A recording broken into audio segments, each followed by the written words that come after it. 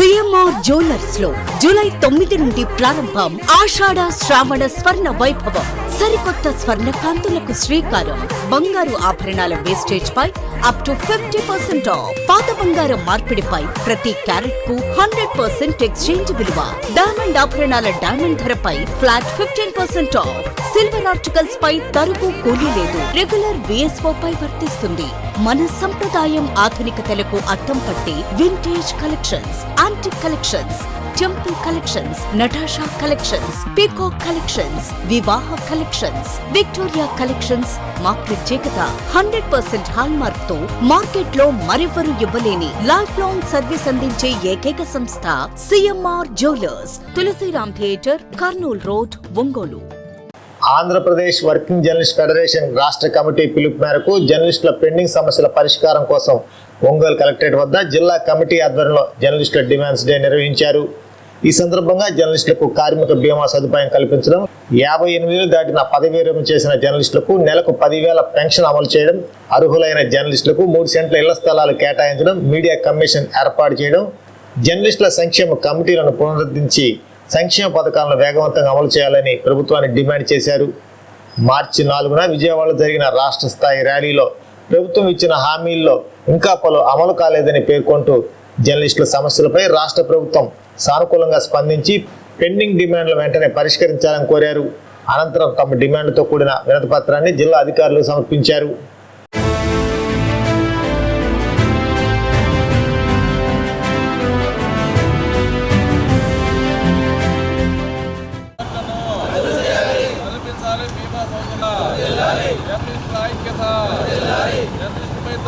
జరుగుతున్న దాడులను స్వేచ్ఛను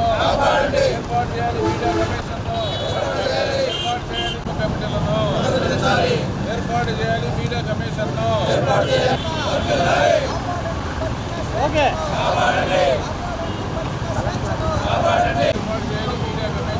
ఏర్పాటు చేయాలి. మీడియా కమిషన్ను ఐక్యత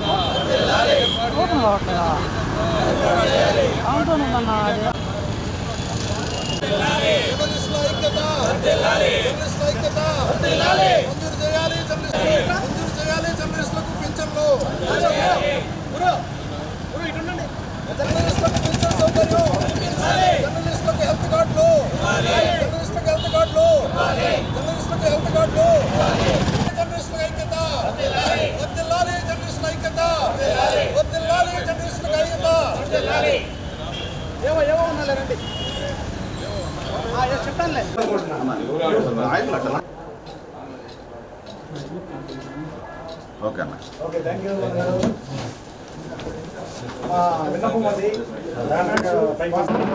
నా పేరు కరిముల్లా, ప్రకాశం జిల్లా ఏపీడబ్ల్యూజేఎఫ్ జిల్లా శాఖ అధ్యక్షుడిని. ప్రభుత్వాలు ఎన్ని మారినప్పటికీ కూడా జర్నలిస్టుల ఐక్యత కోసం ప్రతిసారి పోరాడాల్సిన పరిస్థితి ఏర్పడుతున్నది. ఏ ప్రభుత్వాలు వచ్చినా కానీ ఏదో ఒక వర్గానికి సంక్షేమ పథకాలు అందజేస్తాం, అవి ఇస్తామని చెప్పి చెబుతున్నప్పటికీ కూడా జర్నలిస్టుల గురించి ఆలోచించిన ప్రభుత్వాలు ఏ ప్రభుత్వాలు కూడా సరిగా ఆలోచన చేయడం లేదు. ఏ పార్టీ అధికారంలో ఉన్నప్పటికీ కూడా ప్రతిసారి జర్నలిస్టులపై అక్కడక్కడ దాడులు జరుగుతూనే ఉన్నాయి. జర్నలిస్టులపై దాడులు చేయాల్సిన పరిస్థితి ఎందుకు ఏర్పడుతుంది అనేటువంటి దాని గురించి, జర్నలిస్టు మీద దాడులు జరగకుండా అరికట్టడం కోసం ప్రభుత్వాలు కమిషన్ ఏర్పాటు చేసి దీనిపై తగు చర్య తీసుకోవాలని చెప్పి మేము మా ఏపీడబ్ల్యూజేఎఫ్ యూనియన్ తరఫున కోరుతున్నాము. అదేవిధంగా ఎన్నో సంవత్సరాలుగా అపరిష్కృతంగా ఉన్నటువంటి జర్నలిస్టుకి ఇళ్ల స్థలాలు అనేటువంటి అంశాన్ని ప్రభుత్వం ఈసారైనా కానీ, ఈ ప్రభుత్వం అయినా కానీ ఈసారి గట్టిగా ఆలోచన చేసి జర్నలిస్టులందరికీ, అర్హులైనటువంటి ప్రతి జర్నలిస్టుకి కూడా, రాష్ట్రంలో ఉన్నటువంటి ప్రతి ఒక్కరికి కూడా ఇళ్ల స్థలాలు మంజూరు చేసి వాళ్ళకి సపోర్ట్ చేయవలసిందిగా ప్రభుత్వాన్ని మేము కోరుతున్నాము. అదేవిధంగా గతంలో ప్రభుత్వం తరఫున ఒక మాసపత్రికను నడిపేటువంటి వాళ్ళు ఆ మాసపత్రికను తర్వాత క్లోజ్ చేయడం జరిగింది. దాన్ని మరలా పునరుద్ధరించాలని చెప్పి మేము కోరుతున్నాము. అదేవిధంగా ఒక కమిషన్ను ఏర్పాటు చేసి జర్నలిస్టుల సంక్షేమం కానీ, జర్నలిస్టులపై జరుగుతున్న దాడులను కానీ వీటన్నిటినీ కూడా అరికట్టాల్సినటువంటి అవసరం ఎంతైనా ఉంది. జర్నలిస్టుల ఐక్యత కోసం, జర్నలిస్టుల సమస్యల గురించి ఏపీడబ్ల్యూజేఎఫ్ ఎంతవరకైనా కానీ పోరాడుతుందని చెప్పి ఈ సందర్భంగా మేము తెలియజేస్తున్నాము. మా ఈ పోరాటానికి ఏపీడబ్ల్యూజేఎఫ్కి మద్దతు ఇచ్చినటువంటి మిగిలినటువంటి యూనియన్లన్నిటికీ కూడా ఈ సందర్భంగా మేము ధన్యవాదాలు తెలియజేస్తాం. క్రితం ఏపీడబ్ల్యూజేఎఫ్ తరపున విజయవాడలో జరిగిన భారీ ధర్నా కార్యక్రమం జరిగింది. ఆ కార్యక్రమంలో మనకి మన మంత్రి పార్థసారథి గారు ఇచ్చినటువంటి డిమాండ్లు మన డిమాండ్లను పరిష్కరిస్తామని చెప్పడం జరిగింది. ఆయన చెప్పి కూడా ఇప్పటికీ మనకు 6 నెలలు అయింది. అయితే ఇంతవరకు జర్నలిస్టులకి గవర్నమెంట్ ఇచ్చిన హామీలు ఏ ఒక్కటి కూడా నెరవేర్చలేదు. దానికి గాను రాష్ట్ర కమిటీ పిలుపు మేరకు మనం ఈరోజు ఈ కార్యక్రమాన్ని ఇక్కడ చేసుకోవడం జరుగుతుంది. ఇప్పటికైనా ప్రభుత్వం కళ్ళు తెరిచి జర్నలిస్టుల సమస్యలను అన్నింటినీ ఒక్కొక్కటి పూర్తి చేసుకుంటూ రావాలి. హెల్త్ కార్డు విషయంలో అయితేనేమి, ఇళ్ల పట్టాల విషయంలో అయితేనేమి, పింఛన్లు మంజూరు చేయడం విషయంలో అయితేనేమి, కమిషన్ ఏర్పాటు చేయడం విషయంలోనే ప్రభుత్వం త్వరపడి ఈ కార్యక్రమాన్ని పూర్తి చేస్తూ Andhra Pradesh working journalist federation, Andhra Pradesh broadcast union journalist union ఆధ్వర్యంలో రాష్ట్ర వ్యాప్తంగా రాష్ట్ర కమిటీ పిలుపు మేరకు డిమాండ్స్ డే సందర్భంగా రాష్ట్ర పిలుపు మేరకు మేమందరం కూడా ఈరోజు అన్ని జిల్లాల్లో రాష్ట్ర వ్యాప్తంగా ఏర్పాటు చేయడం జరిగింది. అలానే దానిలో భాగంగానే ప్రకాశం జిల్లాలో కూడా ప్రకాశం భవనం వద్ద కలెక్టరేట్ కార్యాలయం వద్ద మన మీడియా మిత్రులందరితో అందరి సహకారంతో ప్రకాశం భవనం ఏర్పాటు చేయడం జరిగింది. మనం గతంలో దాదాపు ఒక 6 నెలల క్రితం విజయవాడలో పెద్ద మహాసభ నిర్వహించున్నాము. ఆ సభకి మంత్రులు అందరూ రావడం జరిగింది. దాంట్లో ఒక ఆంక్షల మేరకు అప్పుడు మనకు ఉన్న అక్రిడేషన్ కమిటీలో కానీ కొన్ని హామీలన్నీ కూడా నెరవేర్చడం జరిగింది. ఇప్పుడు ప్రజెంట్ దాదాపు 2 సంవత్సరాలు అయింది కాబట్టి గౌరవ ముఖ్యమంత్రులు చంద్రబాబు నాయుడు గారు కానీ అట్లానే మన సమాచారానికి సంబంధించి పార్థసారథి గారు మంత్రి గారిని కానీ మేమందరం ఒకటే విన్నవిస్తూ ఉన్నాం. సార్, నిష్కలంగా ఉన్న జర్నలిస్టుల సమస్యలు చాలా రోజుల నుంచి అట్లానే మెరిగిపోతూ ఉన్నాయి. వాటన్నిటిని కూడా పరిష్కారం దిశగా ఈ ప్రభుత్వమైనా చూస్తుందని జర్నలిస్టులు చాలామంది చాలా రోజులుగా గత 2 సంవత్సరాలుగా ఎదురు చూస్తూ ఉన్నారు. అవన్నిటి కూడా ఇప్పటికి కూడా పరిష్కారం చూపిన దాఖలాలు లేవు. ఎందుకంటే మనం చూస్తూ ఉన్నాం హెల్త్ కార్డు విషయంలో కానీ, అట్లాగే ప్రమాద బీమా కానీ, మరి ఇటు పక్కన మన రాష్ట్రంలో చూస్తే కేరళలో పెన్షన్ సౌకర్యం చేశారు. మరి 60 ఏళ్ళు ఎవరైతే దాటారో వాళ్ళందరికీ జర్నలిస్ట్ చేసిన వాళ్ళందరికీ పెన్షన్ ఏర్పాటు చేయడం కూడా కేరళ ప్రభుత్వం చాలా మంచి నిర్ణయం తీసుకుంది.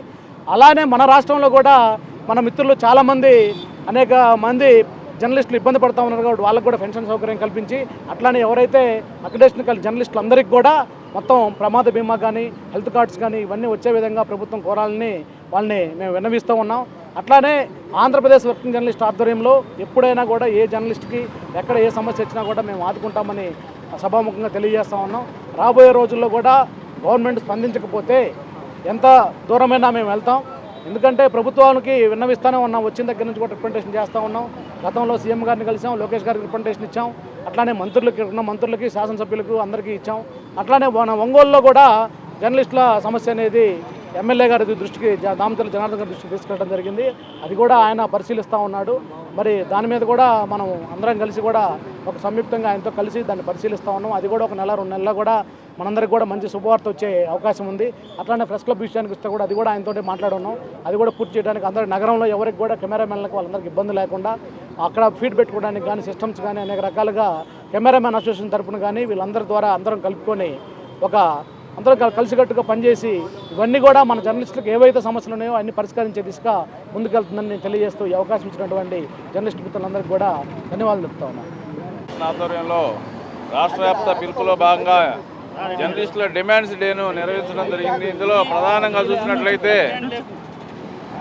మార్చి 4వ తేదీన విజయవాడలో జర్నలిస్టులందరూ పెద్ద ఎత్తున ర్యాలీ చేసిన సందర్భంగా సమాచార శాఖ మంత్రి కొన్ని ఫెడరేషన్కి హామీలు ఇవ్వడం జరిగింది. ఆ రోజు వాటిలో కొన్ని అమలైనవి, ఇప్పటికి ఇంకా కొన్ని అమలు కాలేదు. ఏదైనప్పటికీ ప్రభుత్వం మారినప్పటికీ కొన్ని కమిటీలు పునరుద్ధరించడం కానీ, జర్నలిస్టుల సంక్షేమానికి సంబంధించినటువంటి కమిటీలని వెంటనే ఏర్పాటు చేసి సంక్షేమ పథకాలు అమలు చేయడంలో కొంత నిర్లిప్తత అయితే కనిపిస్తూ ఉంది. దీన్ని వెంటనే జర్నలిస్టులు అనేక ఇబ్బందులు పడుతూ ఉన్నారు. 3 సెంట్లు ఇళ్ల స్థలాలు హామీ ఇచ్చున్నారు, వాటిని ఎక్కడా కూడా మంజూరు చేయలేదు. వాటిని వెంటనే జర్నలిస్టులందరూ కూడా, అర్హులైన జర్నలిస్టులందరూ కూడా ఇళ్ల స్థలాలు తక్షణం ఇవ్వాలి.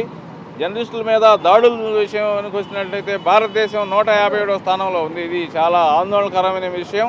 అంటే జర్నలిస్టుల పట్ల ఎలాంటి పరిస్థితి ఉందో అర్థం చేసుకోవచ్చు.